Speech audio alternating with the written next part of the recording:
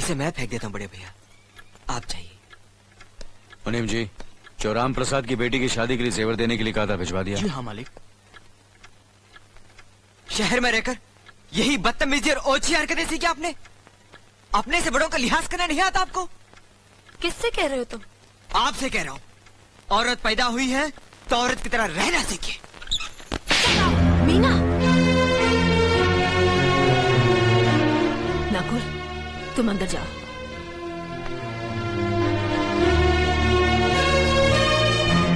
पागल हो गई हो तुम?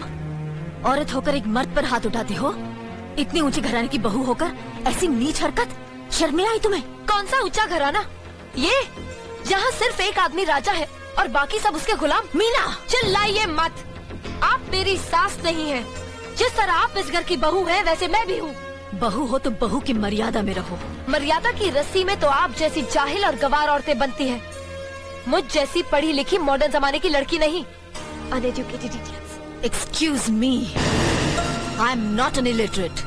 I am a graduate from the University of Allahabad. I am aware of the modernization of women, but I have not forgotten my culture, my customs, my traditions and my values. And most of all, I'll never ever forget that I am an Indian woman. Modern जमाने की औरत भी औरत ही होती है। उसे भी मर्द ही ब्याह कर ले जाता है, मर्द को ब्याह कर वो नहीं ले जाती। जमाने ख्याल और लिबास बदल देते हैं, औरत की शरीर की बनावट नहीं। लोग तुम्हारे ख्याल की लड़कियों को लज्जत का सामान भले ही समझते हो, इज्जत के काबिल कोई नहीं समझता। इज्जत आज भी उन्हीं औरतों की होती है जिनकी आंखों में हया हो, लाज हो, शर्म हो। हम नहीं कहते कि तुम बंदिशों में रहो, लेकिन अपने दायरे की सीमा को मत भूलो। लड़की जब अपने माँ बाप के घर होती है, तब उसके कांधों पर अपने ही घर की इज्जत का बोझ होता है। लेकिन जब वो बहू बनकर ससुराल जाती है, तब उसके कांधों पर एक नहीं, 2 परिवारों की इज्जत का बोझ होता है। आज जिस तरह तुमने नकुल को तमाचा मारा है, अगर उसी तरह उसका भी हाथ उठ जाता तो तुम्हारी क्या इज्जत रह जाती? कभी सोचा तुमने? क्या बात है मीना?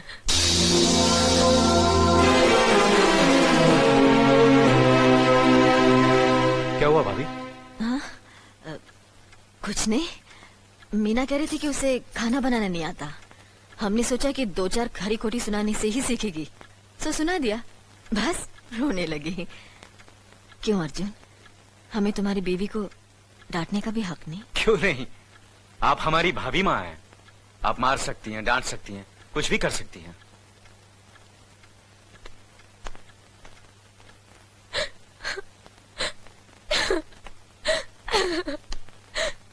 मैंने भूल की जो मैं लोगों के बीच आ गई। मेरी तो इस घर में कोई इज्जत ही नहीं है। जब देखो तो सब मेरी इंसल्ट करते रहते हैं।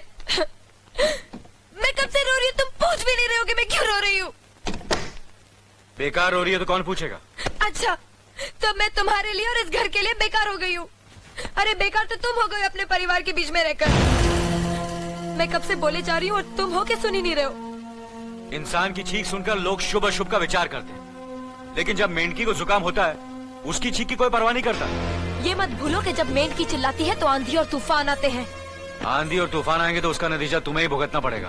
तो फिर ठीक है, अब मैं तुम्हारे साथ तब भी रहूंगी जब तुम मेरे साथ मेरे डैडी के घर रहोगे।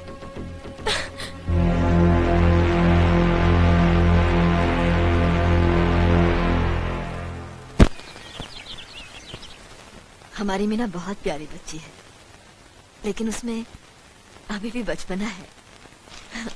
हमारे तौर तरीकों को नहीं जानती है ना, लेकिन आस्ता आस्ता हम उसे सब सिखा देंगे।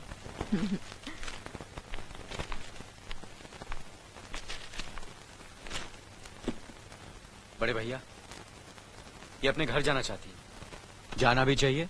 4-5 महीने हो गए, मायके की याद भी आती होगी इसे। और अर्जुन, तुम्हारे ससुर जी तुम्हें कई बार बुला चुके हैं। तुम भी कुछ दिनों के लिए हो आओ, तुम्हारा मन भी बहल जाएगा।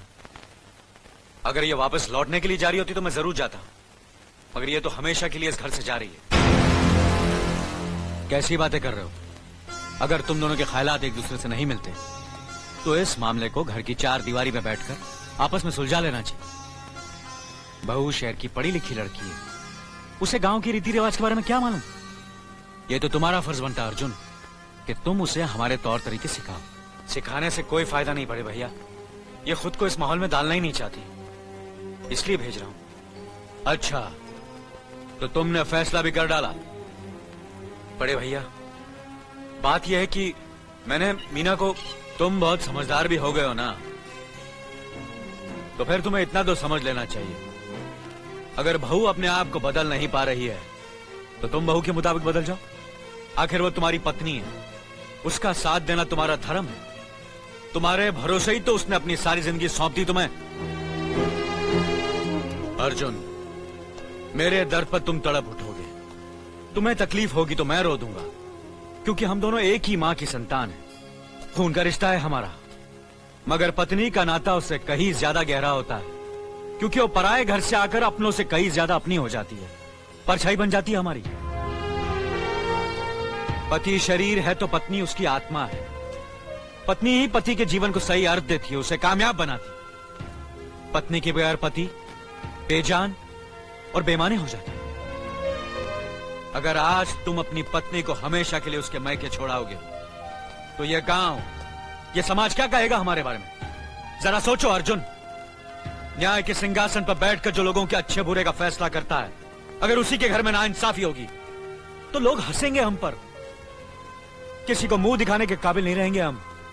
बड़े भैया, मुझसे भूल हो गई, मुझे माफ कर दीजिए। मुनीम जी। जी मालिक। जायदाद के दस्तावेज लाइए। जी अभी लाया। बहू, पति ही पत्नी की असली शक्ति होती है। हमारे पुरखों ने कुल धर्म पत्नी के बारे में कहा है, जो पति के काम में उसकी मददगार हो, उसे अच्छी सलाह दे, जो दासी की तरह उसकी सेवा करे, मां की तरह उसे खिलाए पिलाए, लक्ष्मी का रूप हो और धरती की तरह उसमें सहन शक्ति हो, वही आदर्श पत्नी होती है। औरत की सोच मर्द का मुकद्दर बनाती है। वो जब बनाने पर आती है तो कुटिया को महल कर देती है, और जब बिगाड़ने पर उतरती है तो महल को मिट्टी का ढेर बना देती है। मालिक, ये जायदाद के दस्तावेज हैं। हमारी जमीन जायदाद कहां कहां है और कितनी है, उसका हिसाब किताब ना बाबूजी को मालूम था, ना हम तीनों भाइयों को मालूम है। बहू, तुम पढ़ी लिखी हो, आज से इसका हिसाब किताब तुम देखोगी। लक्ष्मी जी। अपनी चाबियों का गुच्छा और ये कागजात बहू को दे दो।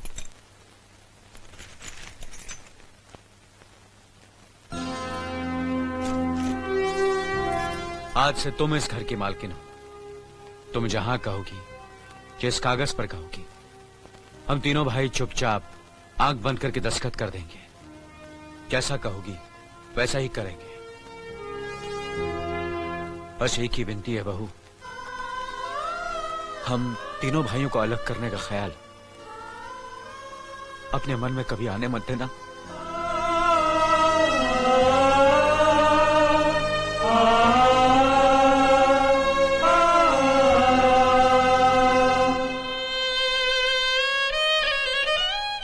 बहुत अच्छा किया तुमने बहू, बहुत अच्छा किया।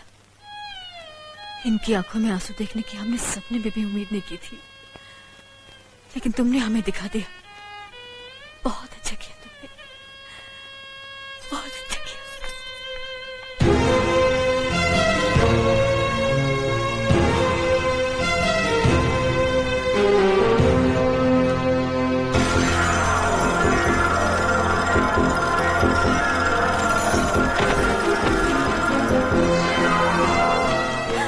मीना, मीना, क्या हुआ बहू? मीना, मुनि जी जल्दी से डॉक्टर को बुलाइए।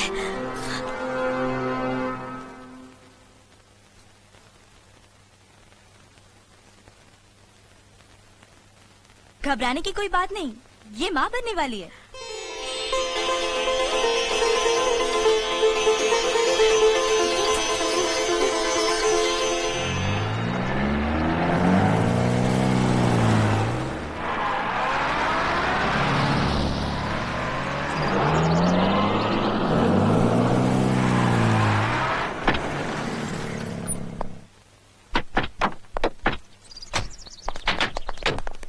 आप लोग यहीं ठहरिए, मैं ठाकुर साहब से मिलकर आता हूँ।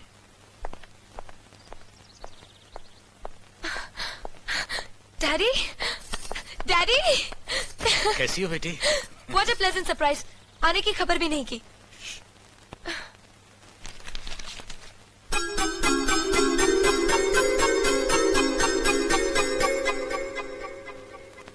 ठाकुर साहब, पाए लागू। समधी जी, आप अचानक यहाँ कैसे? तशरीफ रखिए, बैठिए ना। आपके बराबर बैठने की मैंने कभी गुस्ताखी नहीं की, तो आज कैसे करूंगा? बहुत दिनों बाद हम लोग मिल रहे हैं। कहिए, आपका कारोबार कैसे चल रहा है? आपकी कृपा और आशीर्वाद से ठीक ही चल रहा है। दिल्ली में इंडस्ट्रीज मिनिस्टर के साथ कब की अपॉइंटमेंट ली है? कल सुबह 11 बजे सर। इनकम टैक्स केस का वकील ने कहा है कि 15 तारीख की हियरिंग में मामला क्लियर हो जाएगा। आज एक्सपोर्ट का माल जापान के लिए जहाज से रवाना हो जाएगा ना? जी हाँ सर। नमस्ते ठाकुर साहब। नमस्ते नमस्ते नमस्ते।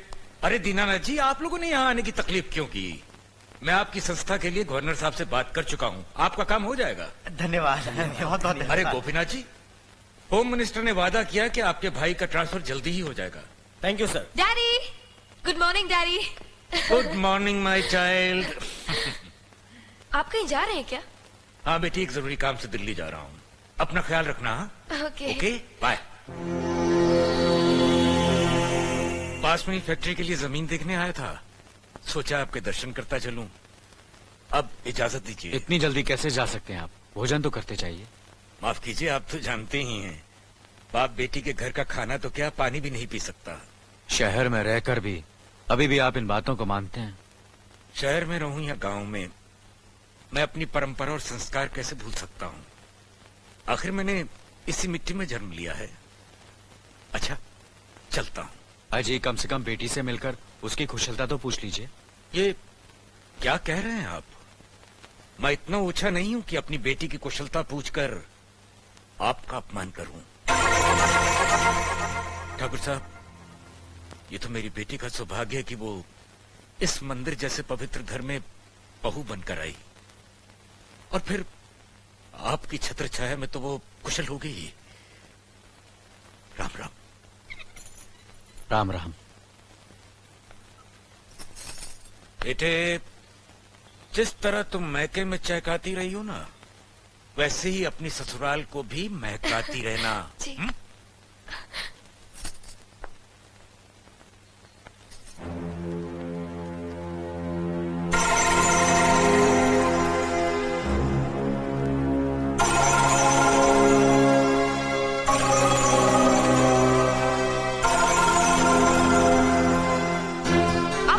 बड़े हैं ना, किससे किस तरह की बात की जाती है, इतनी तमीज तो आपको आनी चाहिए।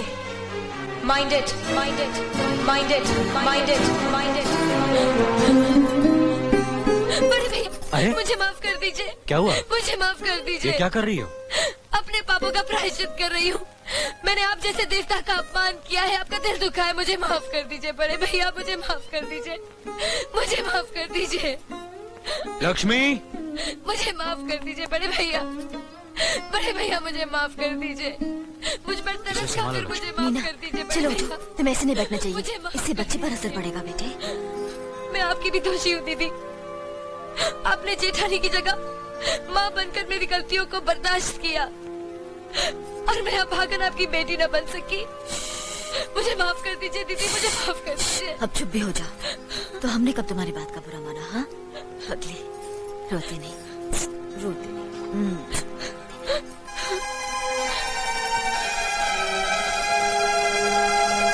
ओम कर्पूरगौरम करुणावतारम संसार सारम भुजगेंद्रहारम सदा वसंतम। प्रभु, मैंने देवता जैसे परिवार के साथ हमेशा इंसानों जैसे झगड़े किए हैं, नफरत पैदा की है।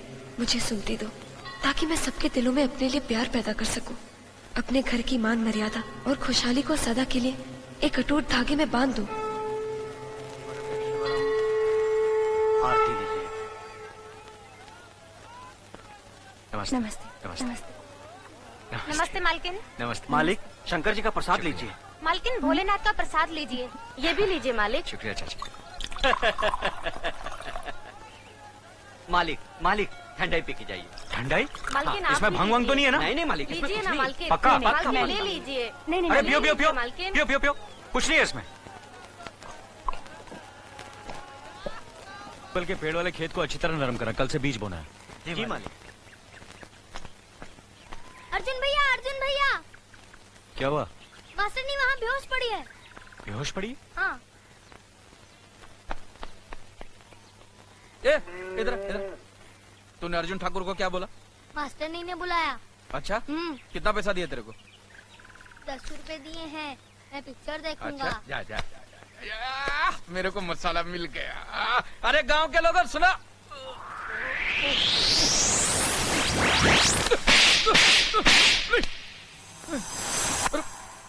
अरे बाप रे, मैंने कुछ सुना ही नहीं है, मैंने कुछ बोला ही नहीं है, मैंने कुछ देखा ही नहीं है। मैं गांधी जी का 3 बंदर हूँ, मैं कुछ जानता ही नहीं हूँ, जानता ही नहीं हूँ, जानता ही मास्टर नहीं।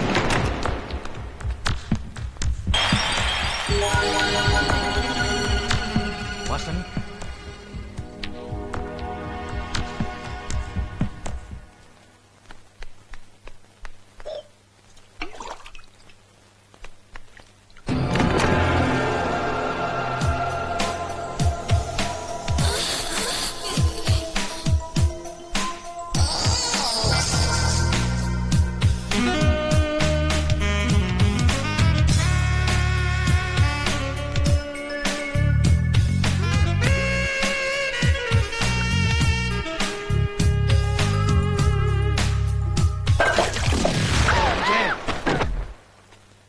शर्म नहीं आती तुम्हें? एक मास्टर नहीं होकर चरित्र इतना गिरा हुआ? छी! मैं आज ही भैया से कहकर तुम्हें गांव से बाहर करवा देता हूँ। अपना सामान बांध कर तैयार रहना। अरे मैं बर्बाद हो गई। दादा ठाकुर के भाई अर्जुन ने मेरी इज्जत लूट ली, मुझे कहीं का नहीं छोड़ा। अरे कोई है जो मेरी फरियाद सुन सके, मुझे इंसाफ दिला सके? आप लोग खामोश क्यों हैं? क्या मेरी बात का यकीन नहीं है, या फिर दादा ठाकुर के डर से गूंगे बहरे हो गए हो? देखो बहन, ये देखो मेरी हालत, देखो देखो भाई साहब, ये देखो मेरी हालत क्या हो गई है। मैं आप लोगों के हाथ जोड़ती हूँ, मुझे इंसाफ दिलाइए। चुप हरामजादी, नाटक करती है। ए कलमुही, तू जिस पर कीचड़ उछाल रही है उस खानदान के लोगों का पूरा भरतपुर देवता की तरह पूछता है। अरे मास्टर नहीं, आप क्या हुआ? अर्जुन ठाकुर साहब ने मेरी इज्जत लूट ली ना? मुझे मालूम था, वो तो कई दिनों से तुम्हारी इज्जत के पीछे हाथ धोके पड़ा हुआ था। आज हाथ साफ कर लिया। तुमने ना कहा होगा, उसने हाँ कहा होगा। तुम भागी होगी, वो दौड़ा होगा। तुमने मना किया होगा, उससे सुला दिया होगा। अबे ओ गोरे, ये गाले, अबे तुम्हें क्या करता है? तमीज से बात कर। हम भी ठाकुर खानदान के हैं। दादा ठाकुर जमींदारी करते हैं, इसका मतलब ये नहीं कि उसका भाई किसी की भी इज्जत पे हाथ डाले। चुप साले, इस घटिया औरत की वकालत कर रहे हो? क्या हम अर्जुन ठाकुर को नहीं जानते? ए, अब अगर एक शब्द भी उनके खिलाफ बोला तो अभी तुझे तोड़ फोड़ डालेंगे। फाड़ने फोड़ने की बात क्यों करता है? मैं खुद ही फूट जाता हूँ। यू गो टू नरक, मैं चला खुली सड़क। आज ये अर्जुन ठाकुर को बदनाम कर रही है, कल दादा ठाकुर के नाम पर कीचड़ उछालेगी।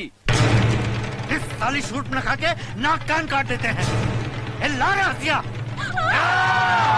रुक जाओ, सब लोग ध्यान से सुनो।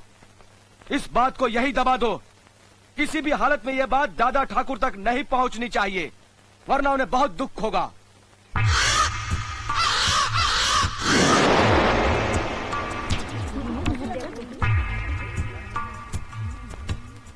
मेरी मौत का कारण दादा ठाकुर का भाई अर्जुन।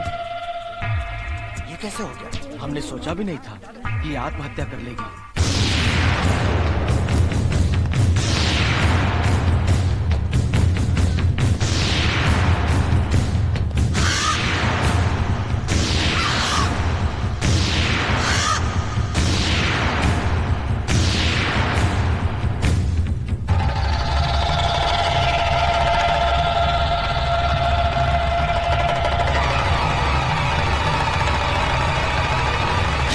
लिया दादा ठाकुर, उस दिन जब मैंने आपको सच्चाई बताई तो आपने थप्पड़ मार के मेरे कान के पर्दे फाड़ दिए थे। और कल ये जब बेचारी न्याय के लिए दुहाई दे रही थी, इन लोगों से इंसाफ पाने के लिए मिन्नतें कर रही थी, तब इन्हीं लोगों ने उसे उल्टा, वेश्या और गंदी गंदी गालियां देकर यहाँ से भगा दिया था। ऐसा क्यों किया आप लोगों ने? हम समझ रहे थे ये अर्जुन ठाकुर पर झूठा इल्जाम लगा रही है, इसलिए आपकी इज्जत की खातिर इसे भगा दिया। मेरी इज्जत करने वाले ऐसा काम नहीं करते। माफ कीजिए, गलती हो गई हमसे। मगर अब इंसाफ से गलती नहीं होगी। मुनीम जी, पंचायत बुलाइए। इंसाफ आज और अभी होगा।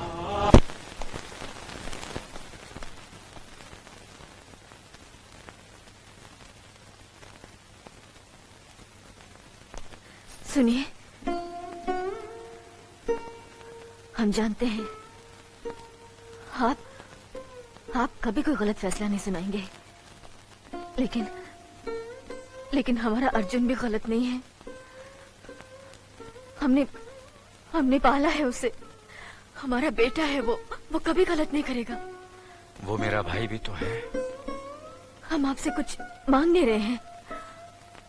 हमारे बेटे को आप, हम जानते हैं कि आप गलत फैसला नहीं सुनाएंगे, लेकिन वो भी तो गलत नहीं है। हम आपसे कुछ मांग नहीं रहे हैं। हम आपसे कुछ मांग नहीं रहे हैं।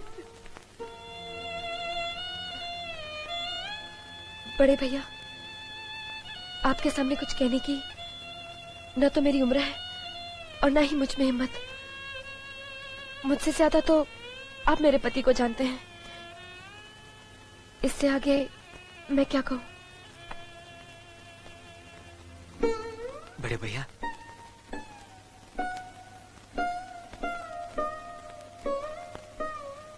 कुछ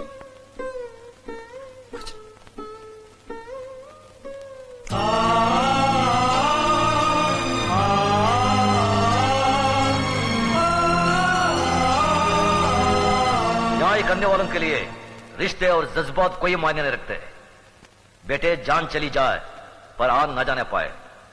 जान देकर जो आन की रक्षा करता है वही न्यायाधीश इंसाफ के आकाश की बुलंदी को छूता है।